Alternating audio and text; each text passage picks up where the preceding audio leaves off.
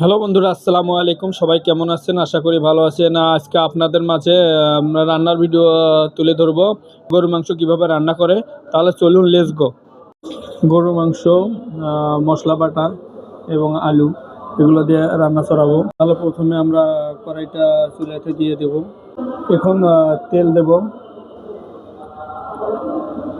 তেলটা একটু গরম হোক। পেঁয়াজ কুচি পেঁয়াজ কুচি পেঁয়াজ কুচি এরপর আদা বাটা, এরপরে দেব রসুন বাটা, নতুন রসুন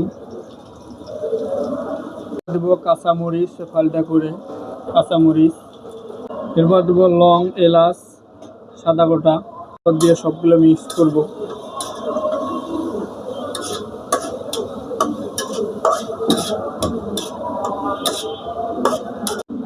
জিরা, ধনিয়ার গুঁড়া, গোটা মশলার গুঁড়া,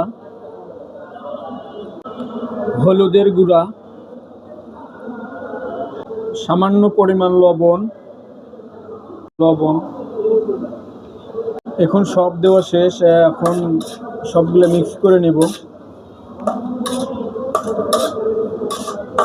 এক্ষেত্রে মিক্স করে নিয়ে কষিয়ে নেব। জালটা একটু বাড়া দেব।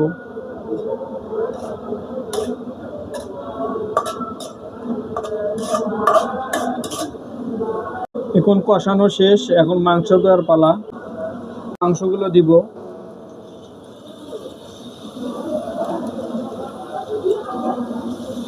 মাংসগুলো দেওয়া শেষ। মাংসগুলো এখন ওলট পালট করে নেব। সুন্দর করে ওলট পালট করে নেব যাতে সবগুলাতে মশলাগুলো লাগে।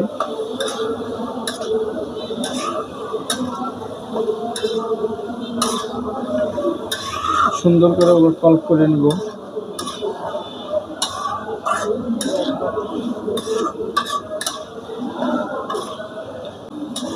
ওলট পালট করে নিলে মাংসের ভেতরে মশলাগুলো লাগবে এবং ভালো হইবে।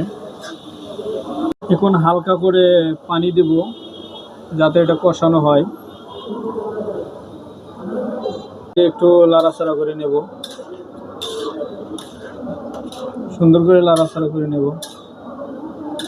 এটা একটু তাপ হলেই যখন জাল বেশি পরিমাণ হবে তখন কালার চলে আসবে।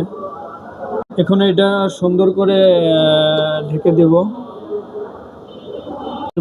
ঢেকে দিয়ে একটু জালের পরিমাণ বাড়াই। ভাই, রান্নার ভিডিওটা বানাইতে আমাকে অনেক ভালো লাগে। আপনাদেরকে কেমন লাগে একটু কমেন্ট করে জানাবেন। ঢাকনা উদাম করে দেখা যাক তরকারির কালারটা হয়েছে কিনা। ওয়াও, সুন্দর, নাইস, অনেক সুন্দর কালার এসেছে। এখন ঘ্রাণ পাওয়া যাচ্ছে যে কি পরিমাণ কালারটা চলে আসছে। একটু হালকা করে নেড়ে দেব। টেস্ট করে দেখি কেমন হয়। ওয়াও, নাইস, অনেক সুন্দর। এখন কষানো শেষ। এখন এর ভেতরে আলু কাটা দেব। আলু ফালটাগুলো দেব। এগুলো দেওয়া শেষ। একটু লাড়া দেব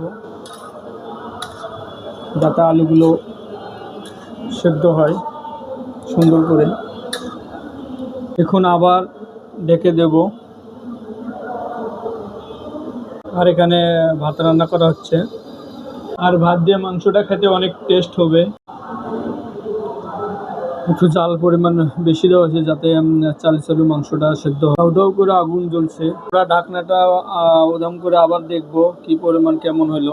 ওয়াও, তরকারিটা দেখতে অনেক সুন্দর এবং কালারটা অনেক সুন্দর কালার চলে এসেছে।